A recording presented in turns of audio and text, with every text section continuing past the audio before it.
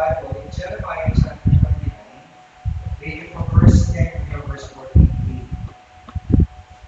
Jeremiah chapter 29, verse 10 to verse 14. Okay? So we will study from verse 4 pababa. For us na point of reference, bago sa ating pag-aaral, yan, verse 10 hanggang verse 14. Nakikita po, sige. Amen. Basahin ko na lang po at ganito po ang ating matutunan. For thus saith the Lord, that after 70 years be accomplished at Babylon, I will visit you, and perform my good word toward you, in causing you to return to this place. Alright, kung saan sila nangyayari. For I know the thoughts that I think toward you, say the Lord, thoughts of peace, not evil, to give you an expected end. Then shall ye call upon me, and ye shall go and pray unto me, and I will work again unto you.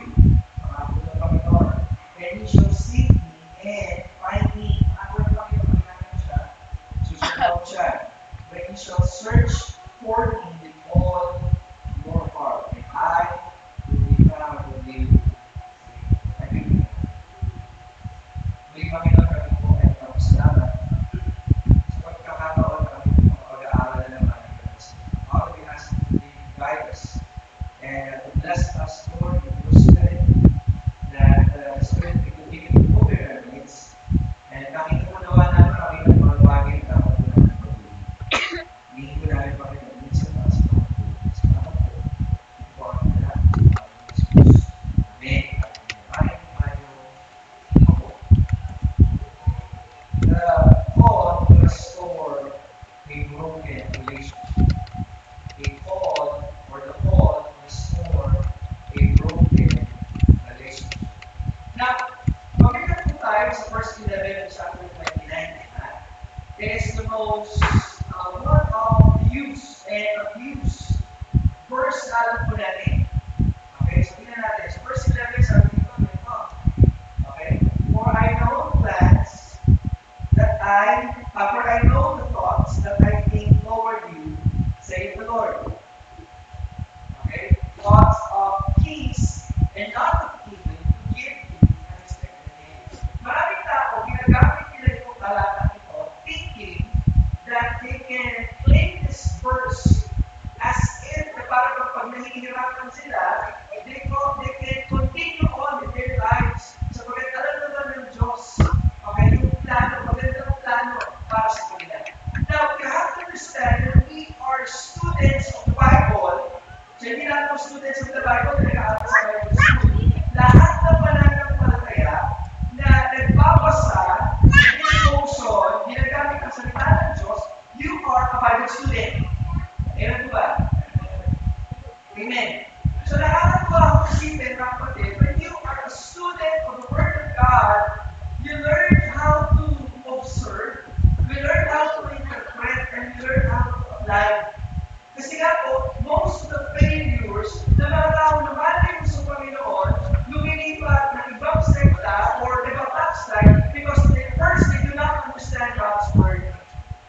Unlike kasi, sa ibang talagang sekta, sa kanila kasi nagpapawalan sila mamawag ng Bible.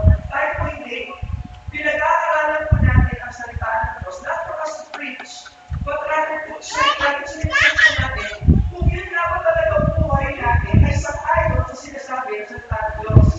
Because the faith and practice na ginagawa po natin is solely through the Word of God. At tawag natin dyan, sola scriptura. Amen? So, ibig sabihin, pag wala sa Bible, di ba, o hindi natin pwedeng balikan, di ba, at ang salita ng Diyos, kumamagitan ng pagbuhay na meron po tayo, ang hirap ng pagbuhay sa mananampalataya.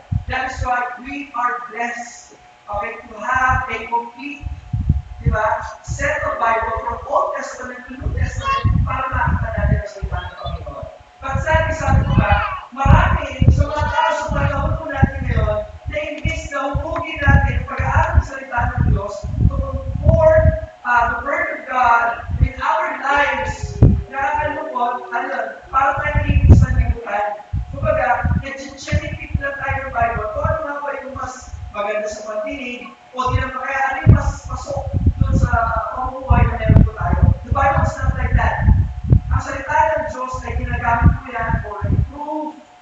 rebuke, di ba? All of those stuff for doctrine, para sa gano'n, ma-equip po tayo bilang sa mananampalataya sa paglakad po natin sa ating pamumuhay bilang sa Kristyano. So meaning to say, as a child of Diyos, it is not for you. Meaning to say, hindi lamang siya para sa iyo lang, selfishly, kundi para sa iyo at isumuhay mo ay magamit po saan? Sa pagbibigay ng malibulay ng pamamagitan sa Diyos. Now, dito sa talatang ito, sabi ko hindi ho yan ang ibig sabihin yan. Kasi kung titignan natin at first class, ano nga ba meron dito? So, nag-aaral kami ng mga soon-to-be preachers. So, you have to understand ano yung genre, okay, na pinagalingan ng Jeremiah 29:11. Sino ako yung sabi ko ng genre ito? It is a what? It is a letter. Okay, it is a letter. Tingnan natin, verse 1, chapter 29. Sabi ng verse 1, ganito. Okay? Now, these are words of, ano sabi dyan? The letter. Okay? The letter that Jeremiah the prophet sent from Jerusalem. Okay, galing sa Jerusalem. Okay? And the message of the elders which were carried away captives. So, you know the context, tama? So, ang Judah, instead that, they surrendered according to God's word, na hindi na sila lalaban, mas mapapadali sana. Kaso nga lang, dahil mas nakikinig sila, ang mas gusto nilang pakinggan, yung gusto nilang pakinggan, ay napasama po sila. And those are the case of people who practice selective listening. Okay, they practice selective listening.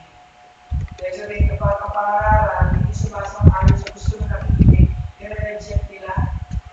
So, kung gusto nilang mapakinggan, yung mga bagay na madaling tanggapin.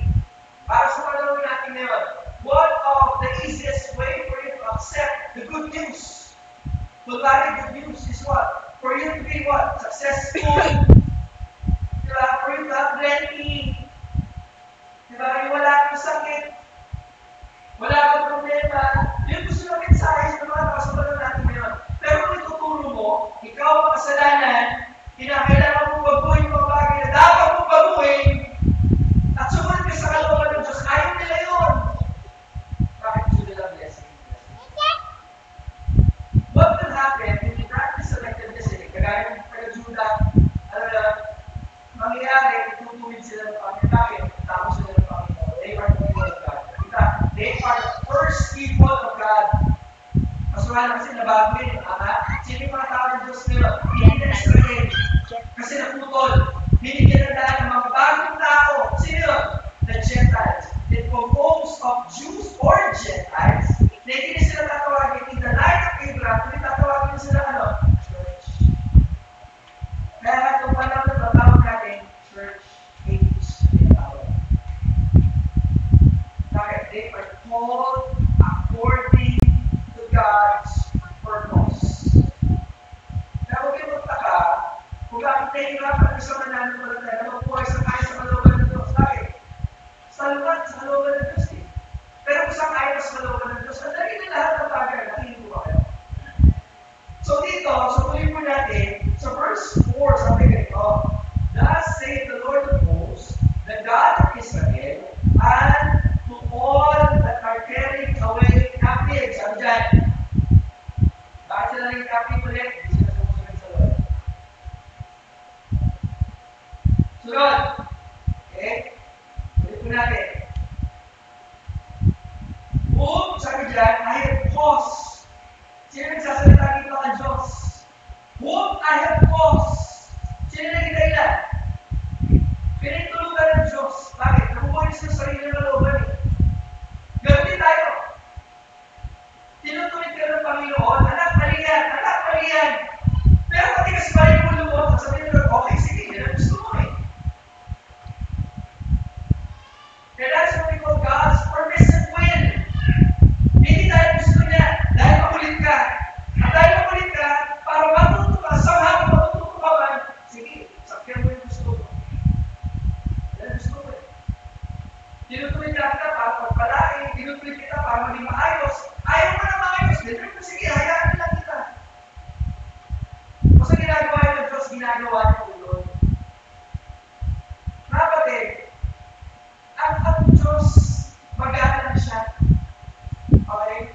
Gagawin niya lahat ng bagay para ipusin kayo. Pero kung talagang ayaw mo, pagkikas sa ulo mo, magbibigyan ng Diyos. Yan ang gusto mo. So what happened to Judah is the permissive will of God. So sabi dyan, to be carried away from Jerusalem at to Babylon. Hindi dapat ganito. Dapat ang setup ng kanilang pamumuhay, they are living flourishing under the will of God in a certain place kung saan sila dinadala ng Panginoon. Tatandaan niyo lagi, ang isang taong tagasunod ng Diyos may guidance ng Panginoon. Amen. Ang tao ng Diyos may identity ng Diyos na pinaglilingkuran niya. Kaya nagiging maka-Diyos po siya. Tatandaan niyo, yung mga taong sumusunod sa Diyos, lagi meron silang certain direction and destiny.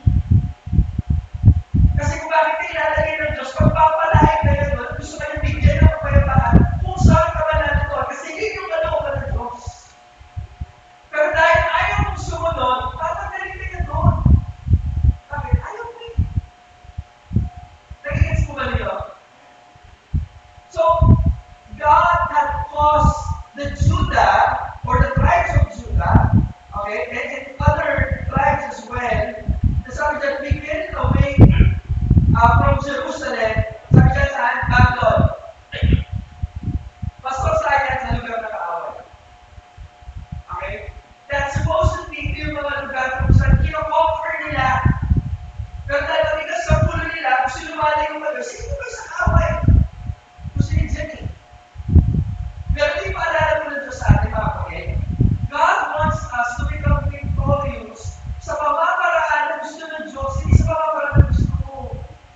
Hindi pwede sa pamamaraan mo lang. Remember, God's ways are different from our ways. Magkakailan ba natin matutunan yan? Hindi ba? Kaya we need to live by faith. Because God's way is far good, is far different from ours. Hindi mo ba naiintindihan? Dahil sabi gusto ka, pero hindi nangyayari. Pero minsan, ikaw bagay na kung sinuretan mo na, automatically ba? Paano dahil yung bagay nito? Hindi mo pinipipig ang bagay. Bakit? Doon mo na kasi natutunan na ang Diyos ay lahat sa buhay. Bakit ka tanong? Si Jesus ang lahat sa buhay. Kung kaya mahal sa'yo. When you allow God to be God, siya lang yung kasiyahan mo, siya lang yung contentment mo, siya lang yung kayawanan mo, siya lang yung magiging joy mo, magiging kulit mo. But the more na hinahanap mo kung ano yung kulang sa'yo, which hindi ka na kulang, kaya na may Kristo na tayo eh. Tama? Tama mo ba? Kaya sinasabi ko sa atin, the book of Matthew, chapter 6, verse 32, but seek ye first the kingdom of God. Hanapin niyo muna yan muna sa lahat. And when you find it, you will have contentment sa God.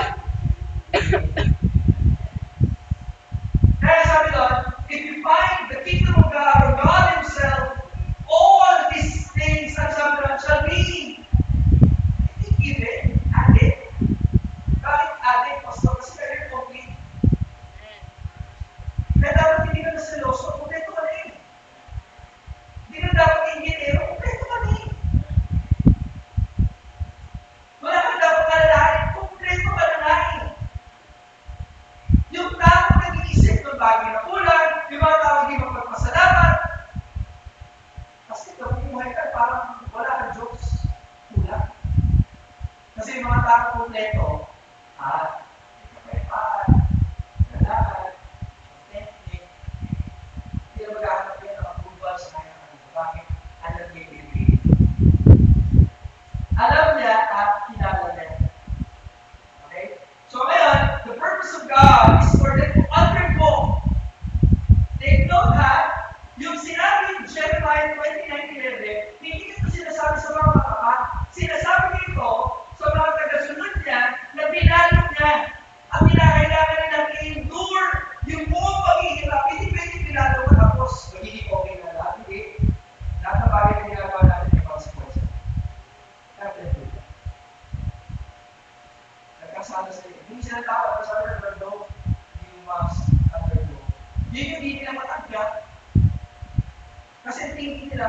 mataas, masyado mataas sa tingin nila sa sarili nila.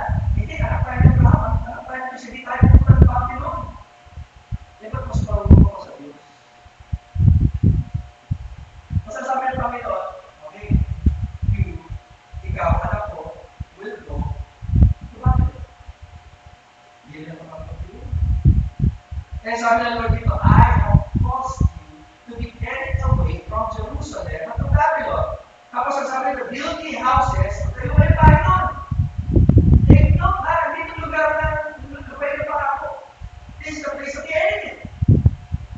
And God is saying to them, go, build houses. And ang sabi ko dyan, okay, dwell in them, magkakaroon ka dyan. Plant gardens and eat the fruit of them.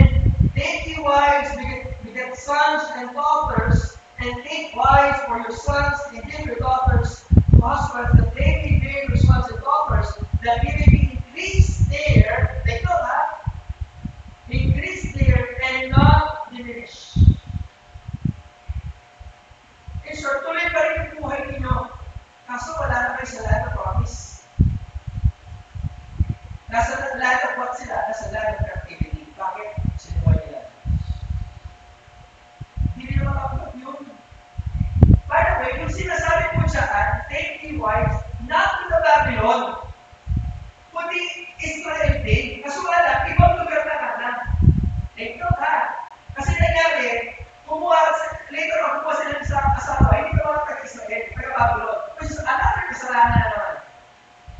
Basta sinasabi lang, you continue on with your lives, following me, wherever you are. Kahit wala na sa land of promise, as long as you're doing my will, you're safe. Bakit na din ako siya? Tingnan mo ba? Nakakalungkot, lalo sa mga panaway ng technologies. Lalo na sa mga napunta ng Manila. Kapag hindi mo alam yan ng Manila, ang dali mo pasway ng pamumuhay ng mga taong pagawin. You have to understand, we must be firm with our faith in God na kahit anong influence pa ang nakapaligid sa iyo, dahil matibay ang pundasyon mo, hindi ka mawawala sa pagiging pundasyon. Amen. Hindi ko pagkasyano ka, kahit sa pagkasyano pa rin. Alam mo yung pananakit mo, alam mo yung libangan mo, alam mo yung iniinom mo, kinakain mo, walang halo. Amen. Sino yung example natin dito? Si Daniel, Azariah, di ba? Ananiah, Israel, and Azariah. Okay? Commonly known as Shadrach, Meshach, and Abednego. Kahit na nasa ibang bayan po sila, they maintain their integrity. Bakit? Wala ko yung integrity mo natin. Ganun din sinasabi ko dito. Okay? So, tuloy natin, verse 7. And seek the peace in of the city, away, when I have caused you to be getting away captives, and pray unto the Lord for it. Ibig sabihin mo ilalayo, na iba lang yung lugar. Bakit? Pag-isulo yung natin tinutuloy. Bakit hindi tinutuloy? Kasi mahal ko kayo. Now, wherever you are, you must remain faithful. Sabi ng Panginoon sa akin.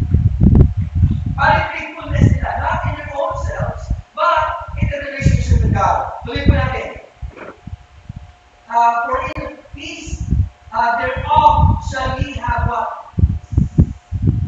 Kasi ganito, pag lumayo sila sa Babylon, which is not doon kamay ng Panginoon, it's not a place of land flowing milk and honey, pero dahil nandun kamay ng Panginoon, huwag sila alis doon.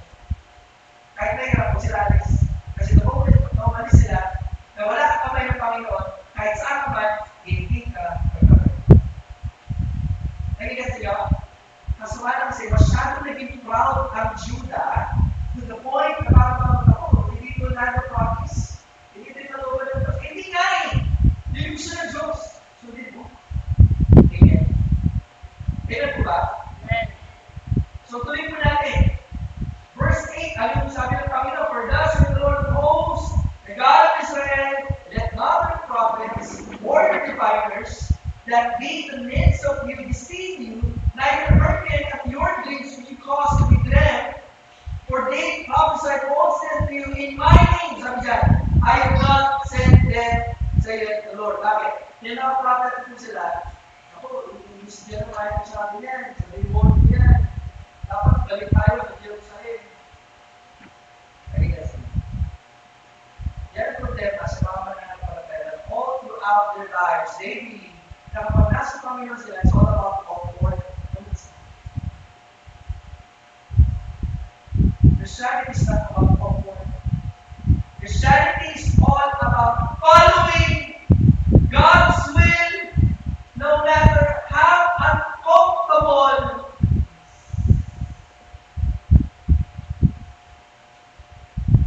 Sana, kahit naman nasa litin. Mag-Kristiyano ka, parang talaga magpaporsipin sa iyo. Paglabas mo pala ng daan, parang ka mag-chismis sa iyo. Pero kada daan, chismis ka kasi tama paglaban mo.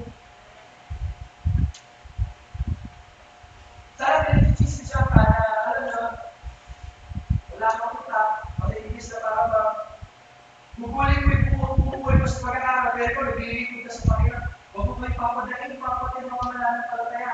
Tatandaan nyo, ang paglilipid sa Panginoon, kailanman ay hindi kalubihan. Paglilipid sa Panginoon, kailanman ay hindi kalubihan. Kaya nga, papasok tayo sa verse 10. For thus saith the Lord, that after 70 years, take note ha? Kung isa lang, sa linggo lang. Ilan taon daw? 17. Oo, isang lifetime. Tama? Ay, 17 pa. Wala silang kapapamagiging. Okay? Wala silang kapapamagiging. That's point number 1. Okay, the call to restore broken relationship, number 1, is to understand the consequences of our action. Kung tayo ay anak ng Diyos, at meron tayong nagagawa ng hindi tama sa kanyang paningin, we must understand the consequences of our actions. Mga kapatid, that's the reality. Amen? Kapag tinutuwid tayo ng Panginoon, meron mga irreversible consequences. Kung sana, kung yung mga consequences, ano lang, sakit na lang. Ano yung mga irreversible consequences? Kagaya ng ginawa ni David. Nagkaroon ng ahawte, nagbunga. Hindi kasi ko rin na.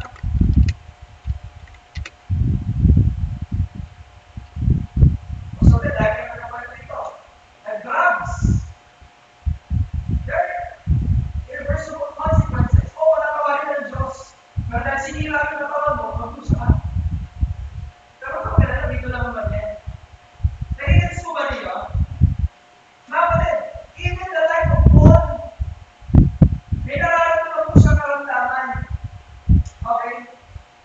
And every time you pray to God, that is in there, isa na sinasabi ng Diyos sa kanya, my grace is sufficient for thee, for my strength is made perfect in weakness.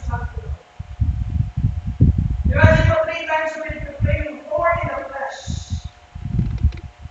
Bakit? Binalandang na kaaway.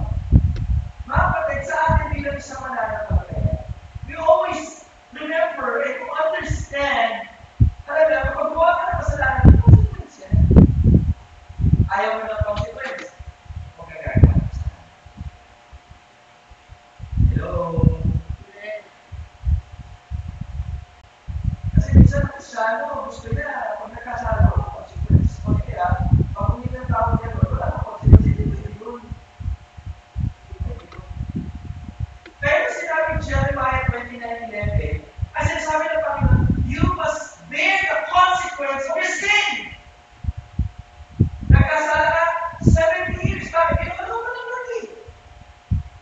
Kaya sabi ng Panginoon dyan, kung nararanasan mo ay natiisin mo, for I know the thoughts that I think toward you, says the Lord. In short, ganito. Kasi kung natalas po tayo, sabi ko nga dyan, okay, sa verse 8 and 9, mas pinakikinggan kasi nila, ito kasi sinasabi ng false prophets.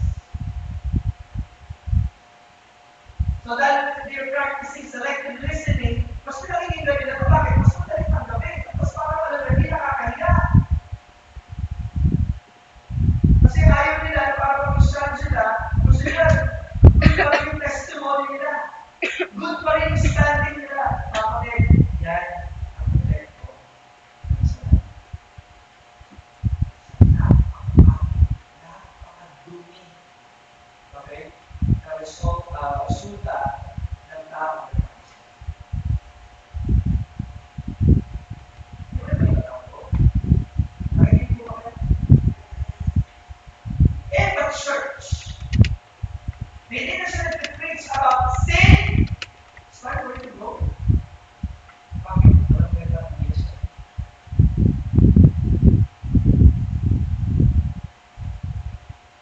If your church is preaching about sin, tapos sinasabi doon bakit, okay lang yun. Diba? Provided yung preaching is in alignment talaga with the Word of God. Nakikinig po ba kayo? Kasi baka mamaya, masyado na kayo hindi komportable sa kasalanan nito.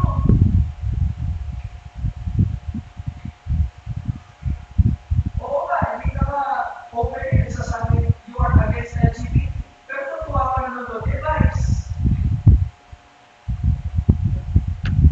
Ano ko, nagsishare ko kayo ng link of the device.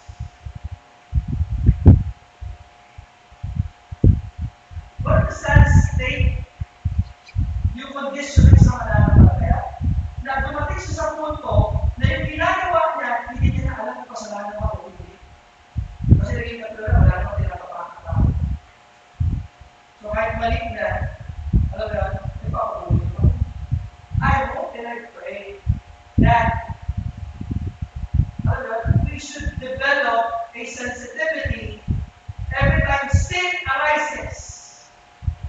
Every time sin flashes before your eyes, before those people na nakakasama mo, pinapanood ko, nilalamang ko. Okay ba dito natin? Kasi naman, okay lang lahat sa'yo, hindi ko alam nakakasama ba tayo mo sa Diyos. And then magpapakalaman tayo, bakit nalayo-layo sa Panginoon. Kasi ka, hindi mo na-develop ang sensitivity of your sin. Because if you do that, dapat understand the consequences of your sin. Alam nyo, mga ganyan dapat pakalaga. Believe mo na ito yung mga ganyan pakalaga. Sana kung sige yung concept na ay, nililigod naman ako eh. Ay, nililigod naman ito, mga kapatid. Hindi yung gusto ng kaaway eh.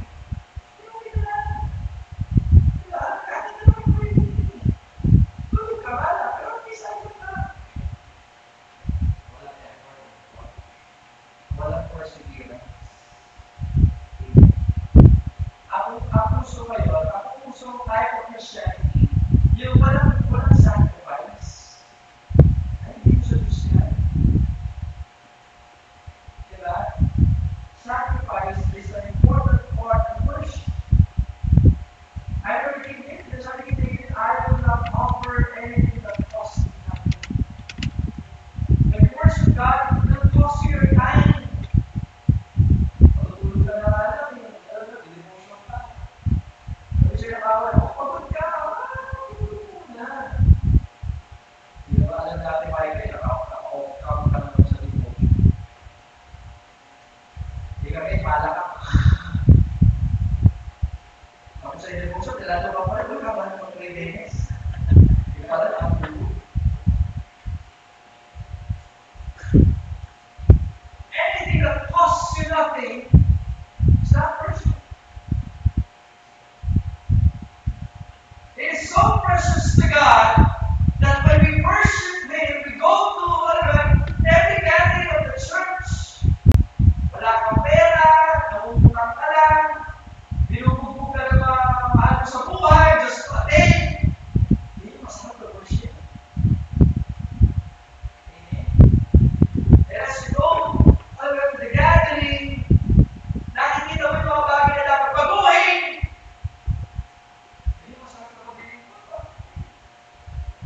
Hindi yung natuwa ka lang sa music. Galing ako ba?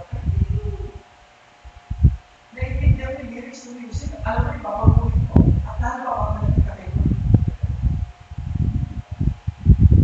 Wala ka sa the voice. Boy, magaling yung pagkakas.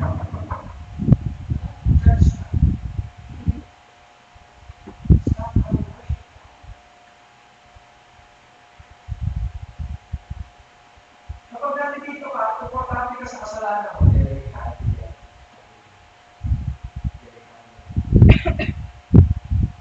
Diyan nadali ang mga taga-Juda. Bakit? Kaya po kasi, we are the seed of Abraham. Hindi tayo pag-usahan ng Diyos. Hindi tayo natin sa Babylon. Okay tayo. Sabi ng mga prophet na to, yung mga false prophet. Yan ang problema kapag hindi nila na-develop, alam mo yan, yung proper observation of the Word of God. Sa Diyos na talaga. Tanungin yung sarili mo ngayon, mga kapatid. Sige na, ipagtatrabaho ninyo ngayon. Sa Diyos ko talaga yan. Yung pag-aaral na ginagawa, yung mga sacrifices na ginagawa, talagang sa Diyos ko talaga yan. Hindi ako mamimili sa pilit, paulit-ulitin sa inyo. Okay? Kapag ikaw ay estudyante mananampalataya, and you are not active sa gawain ng Panginoon, and you have achievement in your school, lahat naman yan, hindi natin na-recognize. Not because hindi natin na-recognize. No. Kasi sa gawain ng Panginoon, we should always put God first.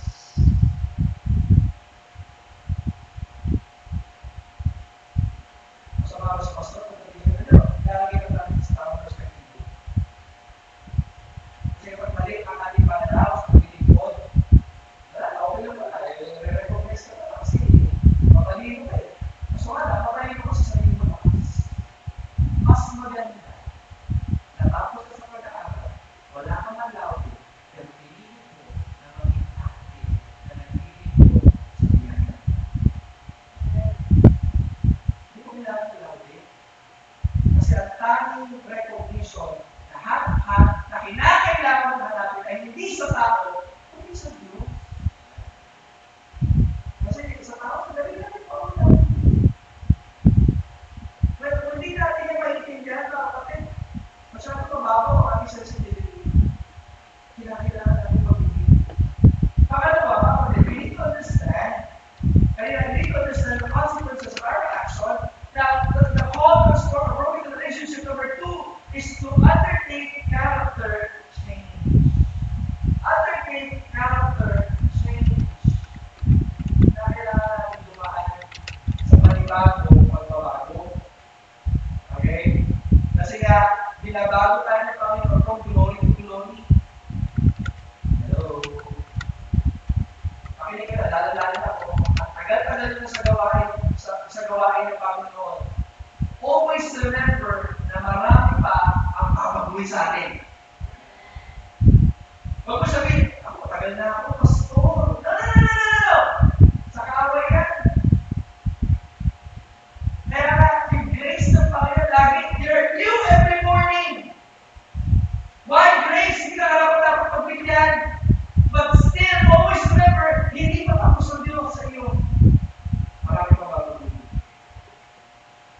Amen? Amen. I always pray to God, Lord, pakitay pa sa akin mga bagay na ako pagpapatuloy. Hindi pa sapat. It is not enough. You deserve the best na paglilingkod. Kaya dito sa church, sabi ko nga, as much as possible, tinataas natin level ng paglilingkod. Hindi sapat talaga atin ka lang. Talaga atin ka, dapat mas maaga. Ngayon, umaga ka naman, hindi na sapat umaga ka naglilingkod. So, umaga ka lang natin, wala ang ginagawa, magkaroon na gagawin, pulas ka ng buwan. Dati-dati, okay, umaga ka ng pulas, taas pa yung level. Instead of pleasing people, mas maaga ngayon, mas maganda yung pagpupulas mo, ay iisip mo lang si Lord. No matter what you do, mga kapatid, maghanap kayo ng bagay sa buhay ninyo na pwede magawa ang Panginoon. Dahil hindi pa makakapos yan. Kahit sa giving. Kung nag-giving ka lang, next time magbigay your pinaka-best. Kaya in this church, I never use the word mas malaki. No. Hindi. Kasi kung mas malaki, alam niyo ba yung nagbigay ng, kusing? 2 mites. Kasi kung sinasabi natin mas malaki, may mas nagbigay sa kanya, may mas nagbigay pa higit sa kanya na mas malaki, tama? Pero kung sabi ng Panginoon, mas higit siya, o short, mas best yung binigay niya. Kasi ibig sabihin ba, kahit walang siya, ibinigay niya pa rin. Again, natawag natin natin doon,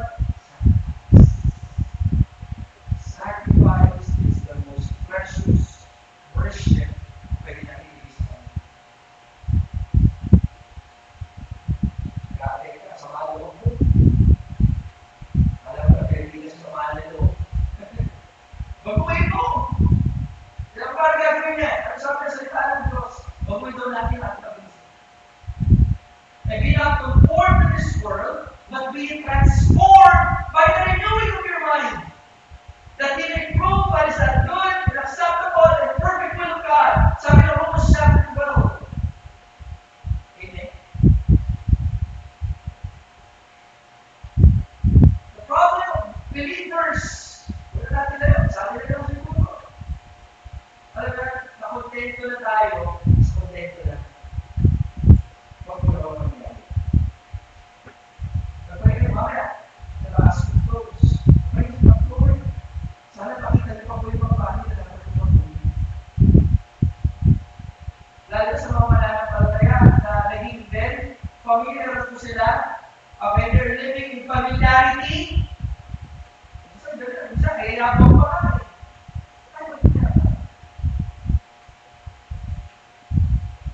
Ayaw Diyos ang tao makaas, tao na yan. God always gives grace to the humble. Humble, hindi humble. Humble. You need to be humble. As people change, I really love the kind of change that nangyari in Peter, Saint Peter. Hindi sa Perinarya, ha? Kasi tayo din, mga sana tayo. At ito sa nangyari na ayaw ko, kaya nasa likod ko, the same days. Kahit hindi ko maramdam. Pero kung paano nangyari yun, pag tinanggap ko si Kristo, kahit ayaw mo, the same days. Mas maraming bagay. Sorry ka na lang. Bakit? Naging santo yan, hindi dahil sa kanya ng dahil days. Siyempre, hindi tayo makapapos ng good life. Because you want to give God the very best. So, mamaya, pag kayo, ano yung hindi ko pag-uwi? Huwag kayong mag-alala. Dahil makakita ng Diyos. So, example,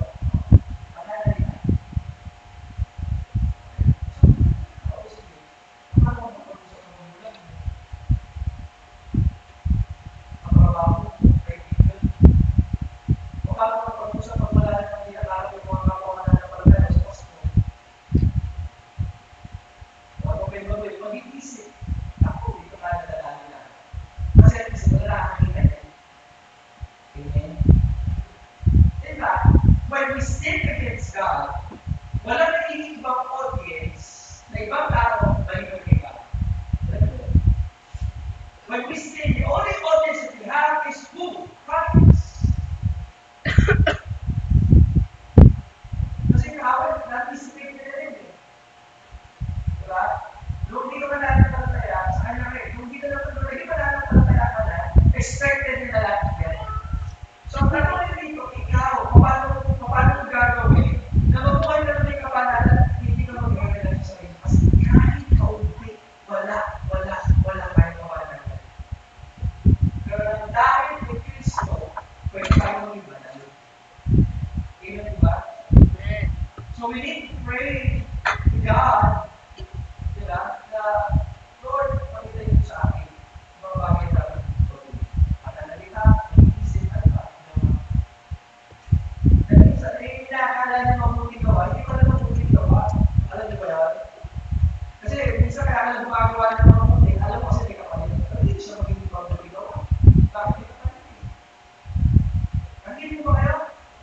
Kaya pinag-aralan mo natin, Papa. Pag we talk about good works, it will be burned. But the question is, mananatili ba? Or mawawala yung mabuting gawa? Mananatili mabuting gawa kapag ginawa ko yan ng tamang motibo. Ano, evangelist eh. Yung sabi lahat ka na nag-evangelize, hindi masusunod. Depende. Kung ginawa ko evangelist eh, para magpakungkit lang, may mga post ka lang sa FB, then therefore masusunod niya, wala matitira. Pag i-evangelize, in spite of napapahiya ka, umiiyak ka kasi alam mo, wala tumatanggap. Okay lang yan, tuloy mo pa rin. Kasi hindi mo naman ginagawa ng pastor, hindi mo ginagawa sa ibang tao, ginagawa ka para ng Kristo. Kapag ginagawa mo yung tuloy din, therefore, dahil ng araw, masusunod yan, ano nangyari?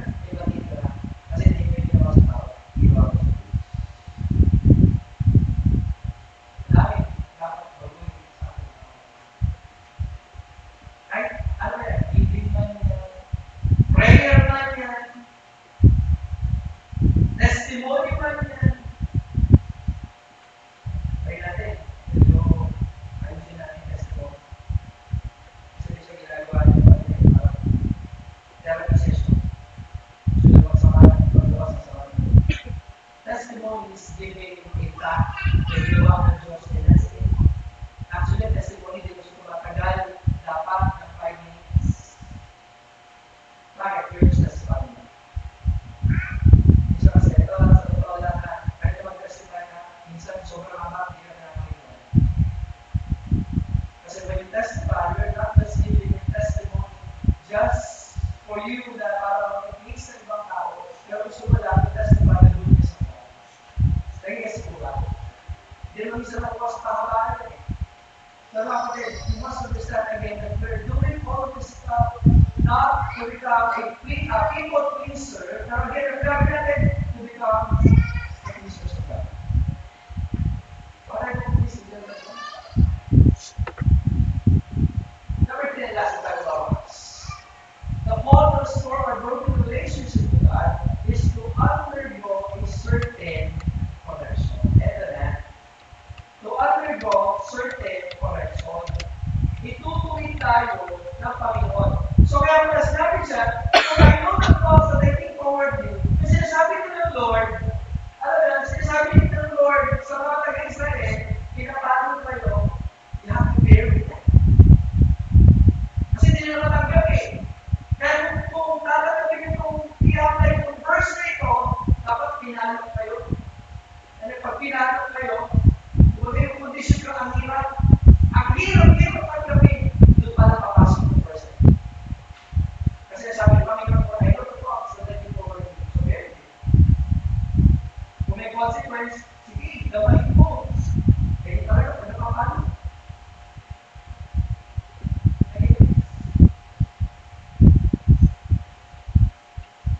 So you have to understand that we need to go a certain correction. Tinutuwid tayo ng Panginoon. Tinutuwid kung sabi na sinabi ko doon, bakit? Kapag pinapalo po tayo ng Panginoon, God is dealing with us, sabi ko, bilang mga anak, tingnan po natin. Let us look in Hebrews.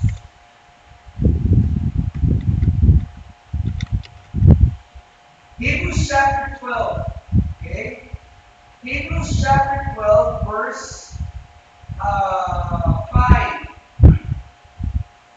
Sabi dyan, my son, despise not thou chastening of the Lord, nor faint, sabi dyan, when thou art rebuked of him, or when thou art corrected by him. Tinutuloy tayo, Panginoon. For whom the Lord loveth, He chasteneth, ang sabi dyan. Tinutuwid, kinokorek, dinidiscipline. Bakit tayo dinidiscipline? Ayaw tayo mapahamak ng Panginoon. Yung tayo mapahamak ng Diyos. Kasi alam ng Panginoon, ang epekto ng kasalanan sa buhay ng tao, sisirahin ka rin. Kaya gusto ko yung definition, or hindi ko kaya na sabi. Ang epekto ng kasalanan, hindi nagkasakit ka. Ibig sabihin, you lose the appetite for God. Yung mahirap doon. You lose the appetite for spiritual stuff. Yung epekto ng kasalanan. Yung tipo, okay, nag-jam, wala nang planning for daily call. Wala nang enjoyment, wala nang meaning. Bakit? Malaki na yung call ng kasalanan sa iyo. Ang hindi mo ba kayo? And if you are that person, ano ginagawa mo na maniwala ka na out-of-focus ka sa pag-ibig. And God is what? Chastising us. Why the Lord is doing that? Sabi ng verse 6, for whom the Lord loveth, ang sabi niya, He chasteneth. Sabi ng verse 6. And ang sabi niya, scorch it. The word scorch means to strike, to hit. Remember, hindi yan masarap, masakit yan. The word battle is never a good feeling word. Kasi kailangan may maglatay. For you to have a tangible proof of that correction, so that next time, alam mo yung gagawin mo.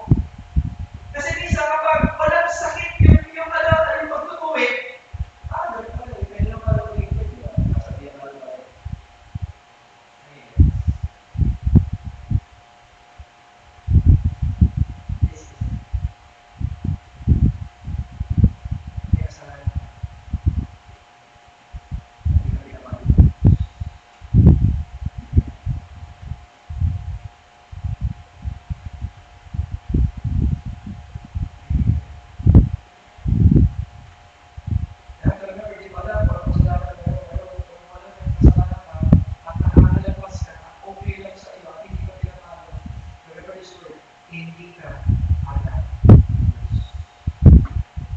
Kasi malinaw sa amin sa salita ng Panginoon. Pinapalot niya yung mahal niya. Pinapalot niya yung sa kanya. Kasi yung sa kanya, anak niya. Anak ka niya. Tutuloy ka niya. Mahal ka niya.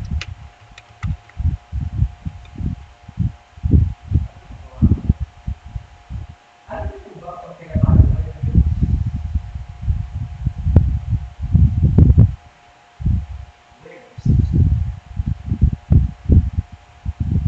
Siguro ba kayo?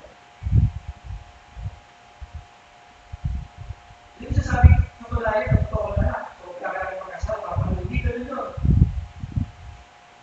Kasi totoo na ng Diyos, lumayo sa kasalanan.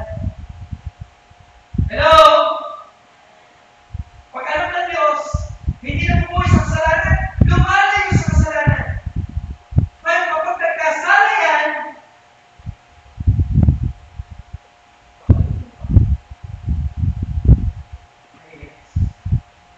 let's be clear on that. Kasi di ba pagkakataon sa buhay natin, sabi ko ba, when we talk about relationship, pero si mga ito sa buhay natin na kinakailangan natin isuko. Ngayon kapag hindi pa rin natin na isusuko, kinakailangan, sabi ko ba kanina, ipag-pray sa Panginoon mga bagay na dapat pag-pray. Pero kung alam mo sa sarili mo that there are certain sins, at hindi ba naman ako sa iba na Espiritu, di ba? Walang talagang tawag dito, conviction, that's the word that I'm looking for. Kasi maupos mo pa ng Espiritu, bakit? Mula na tinanggap mo ng Panginoon, nabuhay na iba ng Espiritu sa iyo. So now you understand spiritual from carnal. Pero okay lang sa'yo carnal, okay lang, asawa mo, mga adik, mga bakero, mga bali, mga boboy. Tapos okay lang sa iyo. Tapos wala akong conviction, wala akong tutubig, wala akong ng Diyos. Matawag mo, hindi ka. Hindi ka kay Pastor. Galing mo.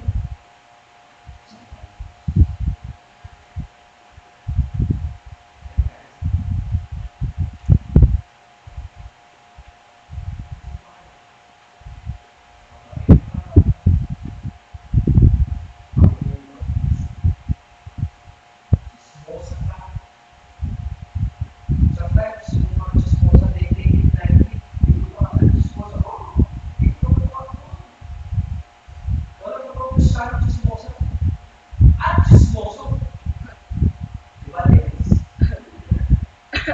Hindi sa grabe chismosa. Sinasabi ko lang, totoo. Hindi namin sa'yo. Okay, tayo. Okay. So, yung sabi kasi dyan, no? For whom the Lord loved, he chastened and scourged every son, sabi niya, whom he received. So kung sa Diyos ka, tanggap ka niya, sino ka paano? Amen. Huwag mo nyo sabi mo sa mga paano, tatanda kung pinalo ka, tunay na ng Diyos. Amen. Kasi sabi sa natin, if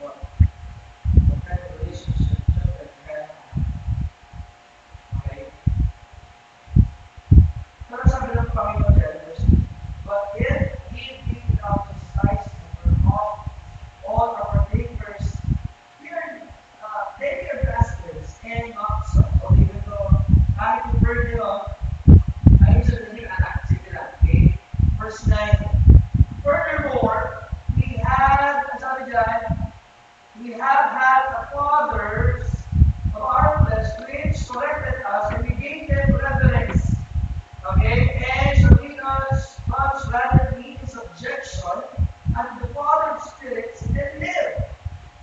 Okay? For they are ready for a few days just chasten us after the old pleasure, but we for our profit, that we might be partakers of his. Sabi that, sabi? Yun yung purpose. Hindi pwede, dahil kasalan ko pag-ibig. Bukod sa yung tatay natin, one of the basic character of God, corporate character of God, is God is holy. Hindi pwede God is holy. Ikaw, huling-huli ka na, hindi mo maamin. So, it is a reminder to all of us. Okay? About us. If we are sinning, and if you're thinking na okay na lang kasi wala namang nangyayari masama, sunod mo si Panginoon. First, tanongin mo muna, ikaw ba talaga ang tunay na anak ng Diyos? Amen? Pwede ba unang-una tanongin mo muna yan? Actually, dapat memorize yun eh. Hindi mo kasi mawala ng ligtasan. Bakit na natin yung ulit-ulit? Para sigurado. Pero kung sigurado ka na, you are assured. Minsan na assurance.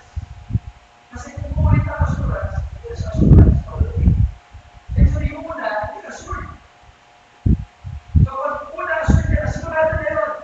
Kung bakit nagkakaroon pagtutula, gawa na ng awa yun. Kasi kakaligtasan, hindi ka may gawa, at Diyos ang may gawa niya.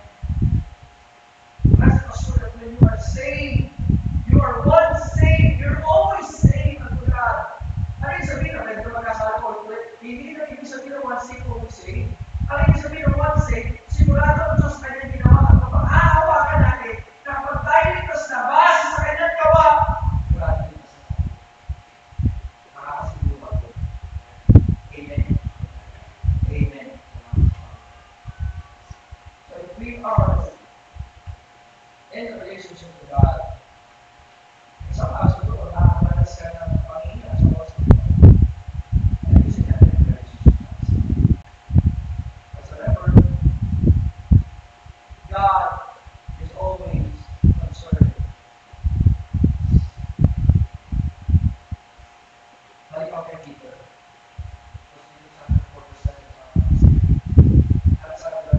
Casting all your care upon him because he cared for you. First Peter chapter 7, 4 to 7. Okay. So casting all your care upon him for he cared for you. Bakit sinabi yung Peter? Kasi kung meron na dapat makainin niya si Pedro na yan. Bakit? Nag-alam niya ng Panginoon. But then, na-realize niya yung grace and mercy ng Panginoon na binigay siya sa paglilingkod. God can restore our relationship, our joy of serving. Kapatid, gawa. Okay, kung dinadaya kayo ng kaaway, kung sinasabi sa asawa na kayo, very good po yan sa pag-ibig grace. Nakakasigurado tayo na paglilingkod po natin ay isang masayang paglilingkod kasi hindi na nakabase sa sitwasyon, hindi nakabase sa sarili natin gawa, hindi nakabase sa sarili natin isipan, nakabase po yan sa biyaya at kakakinan ng Diyos. Ano ba natin? Ano ba yan ang relationship natin sa Panginoon? Remember, God gave it for you. So, ito na, kahit hindi na mahal yung tao, kahit sarili mo pa magulang yan, at ang tao mo, magiging content ka ba, kompleto ka, kapag mahal ka na. Kasi may mga tao pa rin yan, isa mahal na kayo magulang. Kaya naman kayo tao eh. Kaya meron kakibat yan kasama yan na in the book of Psalm, iba na ako ng aking magulang ay Diyos pa rin nawasan. Kaya may verse yan na yung magulang ng mga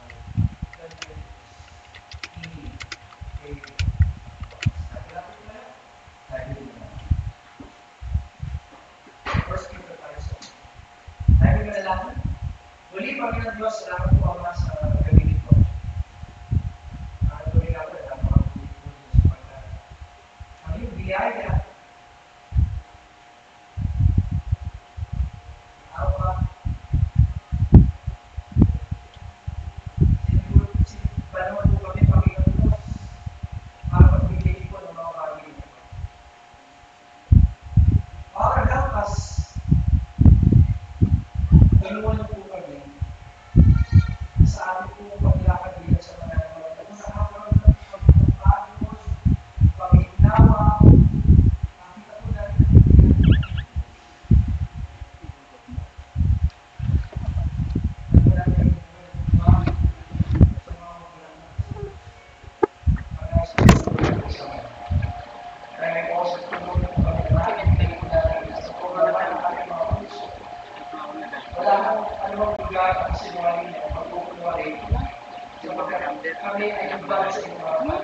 bagay na alam kayo.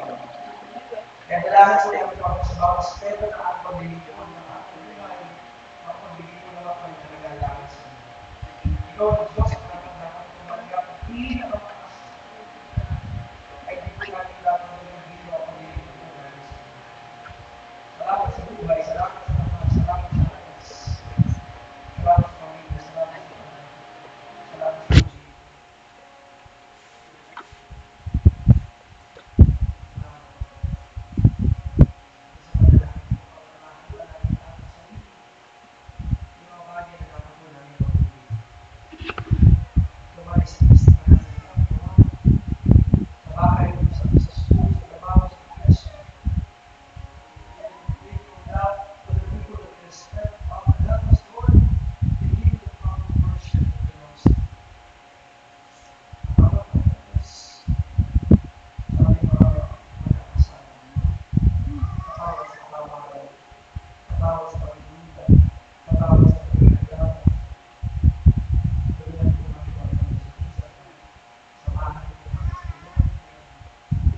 Just like